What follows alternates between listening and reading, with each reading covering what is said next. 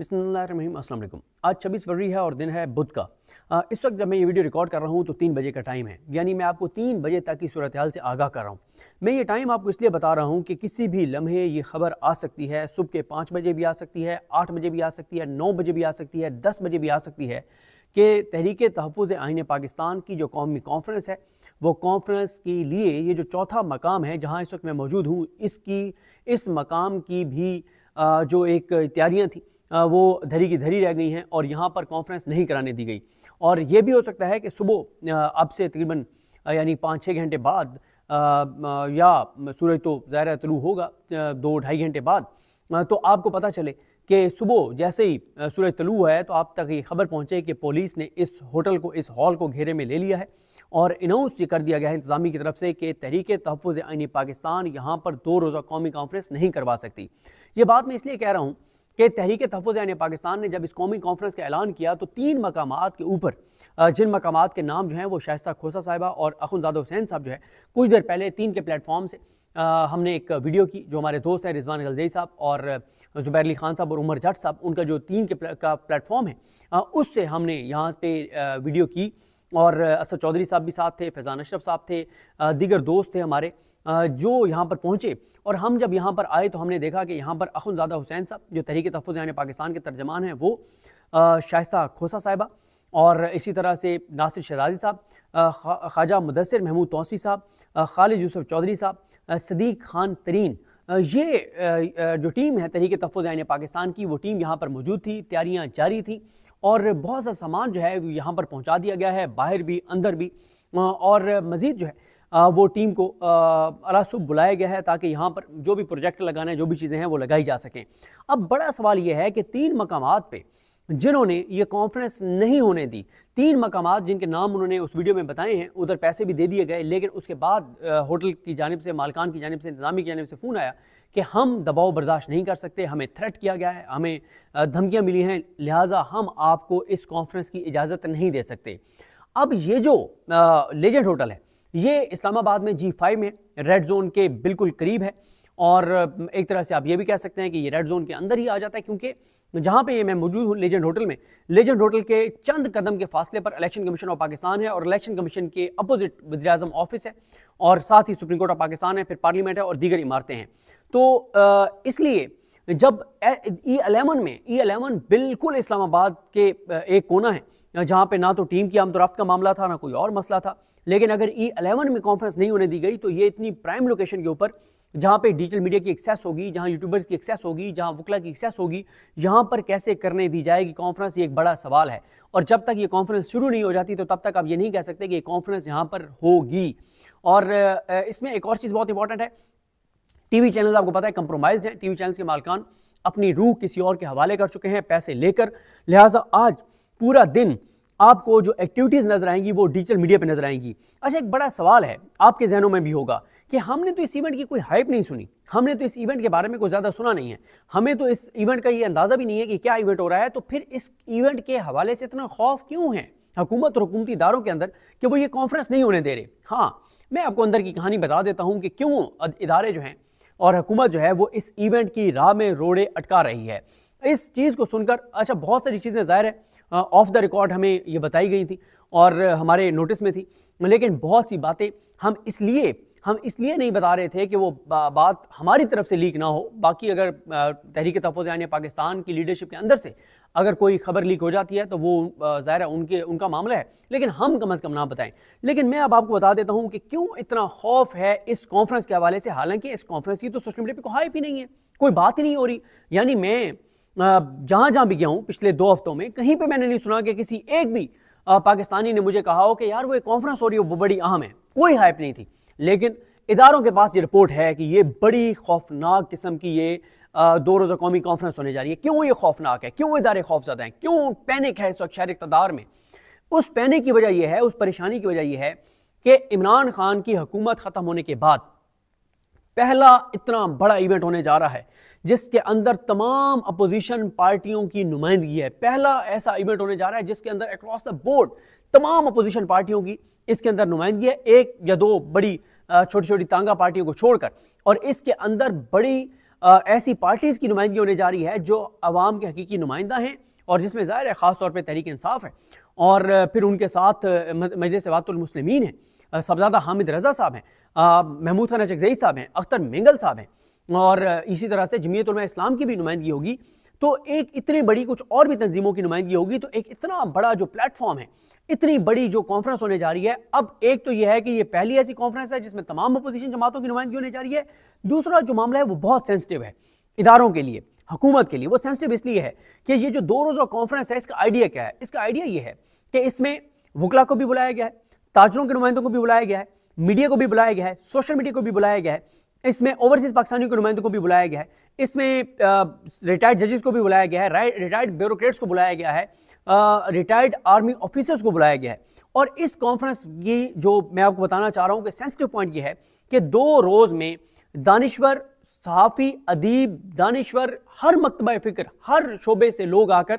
और बताएंगे कि पाकिस्तान के मसाइल क्या हैं, पाकिस्तान के अंदर इसकी सूरत हाल क्या है और इसका हल क्या है। जब सब आके मसाइल बताएंगे तो अखुंज़ादा हुसैन साहब और उनके साथ एक पूरी टीम है जो बैठ के और उसको नोट करेगी कि पाकिस्तान का ये मसला है, ये मसला है, ये मसला है, ये मसला है। जब वो ये सारी चीज़ें लिखेंगे तो उसके बाद जो स्पीचेस आगे करेंगे वो आकर और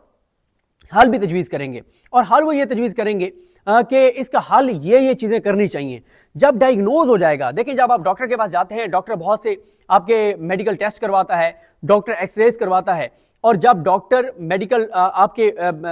जो टेस्ट है वो करवा लेता है और सारे एक्सरे करवा लेता है, तो फिर डॉक्टर डायग्नोज करता है। डॉक्टर कहता है कि डायग्नोज मैंने ये किया है कि मरीज को ये मसला है, ये बीमारी है, और फिर डॉक्टर आगे हल भी तजवीज़ करता है, आगे मेडिसिन भी तजवीज़ करता है। और जब मामला बिगड़ जाए तो फिर डॉक्टर कहता है कि जनाब इसका तो बड़ा ऑपरेशन होगा, इसकी मेजर सर्जरी होगी, तो इसकी मतलब एक बहुत बड़ा ऑपरेट होगा। तो मसला ये है इस वक्त हुकूमत को और इस निज़ाम को कि इस 2 रोज़ा कौमी कॉन्फ्रेंस में हर एक इंटेलेक्चुअल्स भी उसमें हैं, आम लोगों के भी नुमाइंदे हैं, किसानों के भी नुमाइंदे हैं, ताजरों के नुमाइंदे हैं। वो सब आकर बताएंगे कि पाकिस्तान के अंदर इस वक्त हालात क्या हैं, पाकिस्तान के इस वक्त मसाइल क्या हैं और इसका हल क्या है। जब वो हल तजवीज़ करेंगे तो फिर एक डॉक्यूमेंट तैयार होगा और उस डॉक्यूमेंट के ऊपर सब साइन करेंगे कि ये मसाइल थे पाकिस्तान के, ये इसका हल है और अब ये लाएअमल है,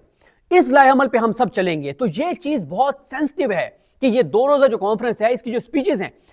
सबको पता है कि मीडिया कंप्रोमाइज्ड है, टीवी चैनल्स नहीं दिखाएंगे, लेकिन सोशल मीडिया आज यहाँ पर जहाँ इस वक्त मैं मौजूद हूँ, यहाँ पे स्टेज है, यहाँ पे डाइस है, यहाँ पर तहरीक तहफ़्फ़ुज़ यानी पाकिस्तान की क़यादत बैठी होगी और पीछे जो हॉल आप देख रहे हैं यहाँ पे ऑडियंस होगी। अब मसला क्या है? मसला ये है कि ये बहुत छोटा हॉल है, तादाद बहुत ज़्यादा होगी, सैकड़ों लोग आ रहे हैं, लेकिन मसला ये है कि इस हॉल में आगे बैठे हुए 70 से 80 यूट्यूबर जो हैं वो यहाँ से वीडियोस बना रहे होंगे, वो यहाँ से अपलोड कर रहे होंगे और ट्विटर के ऊपर अहमद खोखर हों या अहमद बोबक हों या अरसलान बलोच हों या दीगर बहुत से ऐसे सोशल मीडिया के अकाउंट्स हैं, ss.pk हो, EPI हो, एग्जैक्ट प्रेस इंटरनेशनल हो या दीगर जो जर्नलिस्ट हैं या सोशल मीडिया के ऊपर जिनका इन्फ्लुएंस है, वो सब क्लिप्स काट काट कर और ट्वीट कर रहे होंगे। अजहर मिशवानी हो, ये सब जिनका इन्फ्लुएंस है ट्विटर के ऊपर एक, वो सब सारा गिलगिती हो, मुझे बहुत से नाम याद आ रहे हैं, ये वो नाम हैं जिनके सोशल मीडिया पे बहुत इन्फ्लुएंस है, जो एक क्लिप ट्वीट करते हैं और वो फिर क्लिप बहुत वायरल हो जाता है। तो जब ये वो क्लिप्स निकाल कर और ट्वीट करेंगे, फेसबुक पे लगेगा, टिकटॉक पे लगेगा, यूट्यूब पे लगेगा, तमाम प्लेटफॉर्म्स के ऊपर, इंस्टा के ऊपर लगेगा, तो जाहिर है ये मैसेज जाएगा कि फलां बंदा ये बात कर रहा है। और फिर जब इसका एक हल तजवीज़ हो जाएगा और लाएअमल बन जाएगा तो उस लाएअमल पे सब चल पड़ेंगे, सबको ऑन करना पड़ेगा। तो ये बात बहुत ही ज़्यादा इनके लिए सेंसिटिव है कि ना सिर्फ पाकिस्तान के मसाइल डिस्कस होंगे, हल डिस्कस होगा और फिर लाएअमल जो है वो तय होगा। एक चीज़ तो ये है। दूसरी जो इसमें बड़ी ख़तरनाक इस निज़ाम के लिए बात है वो ये है कि ये कोई पोलिटिकल पार्टी नहीं है। अब देखें ना कि एक सहाफ़ी है, वो ये समझता है कि तहरीक इंसाफ बिल्कुल ज़बरदस्त बात कर रही है, पाकिस्तान को बचाने की बात कर रही है, वो रिपोर्ट तो कर सकता है, वो अपना एनालिसिस तो दे सकता है, लेकिन वो तहरीक इंसाफ की रैलियों में शिरकत नहीं कर सकता। उसको रिपोर्ट करने के लिए शिरकत कर सकता है कि उसकी वीडियोस बना रहा है, रिपोर्ट कर रहा है, लेकिन उसमें उसका पार्ट नहीं हो सकता। लेकिन ये जो मूवमेंट है तहरीक तहफ़्फ़ुज़ यानी पाकिस्तान, ये एक मूवमेंट बनने जा रही है। इसमें सहाफ़ी भी शामिल होंगे, इसमें सोशल मीडिया एक्टिविस्ट भी शामिल होंगे, इसमें डिजिटल मीडिया के नुमाइंदे भी शामिल होंगे, इसमें किसान भी शामिल होंगे, इसमें ताजिर भी शामिल होंगे और किसी को कोई मसला नहीं होगा। और ये वो मूवमेंट बनने जा रही है, अगर ये बन गई, क्योंकि इसके लिए तहरीक इंसाफ के अंदर से लोगों को तोड़ा जा रहा है, तहरीक तहफ़्फ़ुज़ यानी पाकिस्तान के दीगर जो जमातें हैं उनके अंदर से लोगों को मैनेज किया जा रहा है, क्योंकि इस बात का अंदाजा है कि अगर ये मूवमेंट बन गई तो ये वो मूवमेंट बनने जा रही है कि आज आप देखें कई लोग हवाले देते हैं कि मेरे वालिद फलां तहरीक का हिस्सा थे, मेरे दादा मेरे नाना फलां तहरीक का हिस्सा थे और उसमें गिरफ्तार हुए थे और जेल गए थे। तो ये अगर प्लेटफॉर्म बड़ा हो जाता है, मौसर हो जाता है, जो इसको बनाना चाह रहे हैं, और इसमें मैं जरूर जिक्र करना चाहूंगा अखुनज़ादा हुसैन से, जो सबसे ज्यादा एक्टिव हैं, नासिर शिराजी हैं और दीगर उनकी जो टीम है, शाइस्ता खोसा हैं, एक टीम जो सबको इकट्ठा कर रही है, सबको मिला रही है। खालिद यूसुफ चौधरी यंग वकील हैं, इमरान खान साहब की टीम के मेंबर हैं। आज पूरा दिन वो अडयाला में थे और रात अभी 2-2:30 बजे तक वो खालिद यूसुफ चौधरी यहां पर मौजूद थे। तो देखिए ये बड़ी एक इस तरह की जो है वो पीटीआई के अंदर आप इंतजार सुन प्रजोदा बहुत एक्टिव हैं, जो यहाँ पे वकला को लाने के लिए और ये सारा काम कर रहे हैं, और तहरीक इंसाफ के रहनुमा जो है वो एक्टिव हैं। तो अब मसला यह है कि अगर ये मूवमेंट बन गई तो इसके अंदर आम लोग शामिल हो जाएंगे और वो इसका हिस्सा बन जाएंगे, वो इस मूवमेंट का हिस्सा बन जाएंगे, वो इसमें पार्टिसिपेट करेंगे, वो इसकी सेमिनार्स में आके नारे लगाएंगे, वो इसको लीड कर रहे होंगे, वो इसके साथ होंगे, तो ये मूवमेंट बन जाएगी। ये मूवमेंट बन गई तो ये बहुत खतरनाक है। लिहाजा पूरी कोशिश की जा रही है कि ये 2 रोज़ा कौमी कॉन्फ्रेंस ना हो, लेकिन कुछ घंटे पहले तहरीक तहफ़्फ़ुज़ यानी पाकिस्तान के सरबराह महमूद खान अचकज़ई साहब ने, सलमान अकमल राजा साहब ने, उन्होंने अखुनज़ादा हुसैन साहब, नासिर शिराजी साहब और शहज़ादा हामिद रज़ा साहब, और इन सब ने एक प्रेस कॉन्फ्रेंस की है, जिस प्रेस कॉन्फ्रेंस में उन्होंने कहा है कि अगर आज हमें कहीं और 2 रोज़ा कौमी कॉन्फ्रेंस ना करने दी गई तो हम डी चौक पर यह कॉन्फ्रेंस करेंगे। अब आज क्या होगा ये देखना होगा, लेकिन ये मैं आपको बता दूं, एक और जो खौफ है वो है जो अभी सिंध में तहरीक तहफ़्फ़ुज़ यानी पाकिस्तान गई, जो विजिट किया, ये सब जो तहरीक तहफ़्फ़ुज़ यानी पाकिस्तान के लोग गए, और आज इमरान खान साहब को जाके इस हवाले से बताया भी गया, जो सिंध में इनको रिस्पॉन्स मिला है वो बहुत चौंका देने वाला है इस निज़ाम के लिए, इस निज़ाम के को चलाने वालों के लिए, कि इतना ज़्यादा रिस्पॉन्स मिला है। मैं जाते जाते आपको दावतनामा पढ़ के सुनाना चाहता हूँ इसका। तहरीक तहफ़्फ़ुज़ यानी पाकिस्तान की जो 2 रोज़ा कॉन्फ्रेंस होने जा रही है, आज बुध के दिन 10 बजे शुरू होगी, अगर शुरू होने दी गई तो, और इसका दावतनामा आप देखेंगे तो आपको अंदाजा होगा। और मैं हैरान हूँ, अभी हमने यहाँ सारे दोस्तों के साथ यही बात की कि हम दहशतगर्दों को ये कहते हैं, हम मजम्मत करते हैं दहशतगर्दों के, हम उनके खिलाफ हैं जो बंदूक उठाते हैं, जो आईने पाकिस्तान को नहीं मानते, जो रियासत पाकिस्तान को नहीं मानते, उनको हम कहते हैं कि पहाड़ों से नीचे उतरो, असला फेंक दो, आओ बात करो, गुफ्तगू करो, डायलॉग करो, बात से कायल करो, ये हम दहशतगर्दों को कहते हैं। तो यहाँ पे तो हालात ये हैं कि डायलॉग बंद कमरे में नहीं होने दिया जा रहा, ना कोई हमला कर रहा है, ना कोई दहशतगर्दी कर रहा है, ना कोई जंग कर रहा है, कुछ भी नहीं, dialogue, just dialogue, just dialogue, just dialogue, गुफ्तगू, सिंपल गुफ्तगू होगी कि एक बंदा आएगा, खड़ा होगा, कहेगा कि मेरे नज़दीक पाकिस्तान के मसाइल हैं और ये उसका हल है, बात खत्म। कोई एक बंदा भी अगर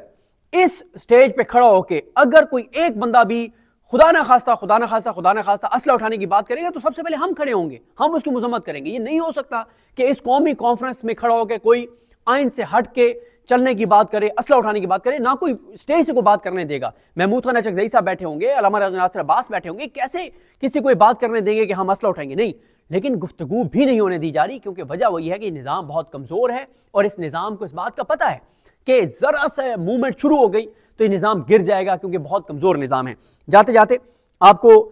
इस कौमी कॉन्फ्रेंस का जो दावतनामा है उसका कंटेंट पढ़ना चाहता हूँ, इससे आपको अंदाज़ा होगा कि कितना पावरफुल ये मैसेज है।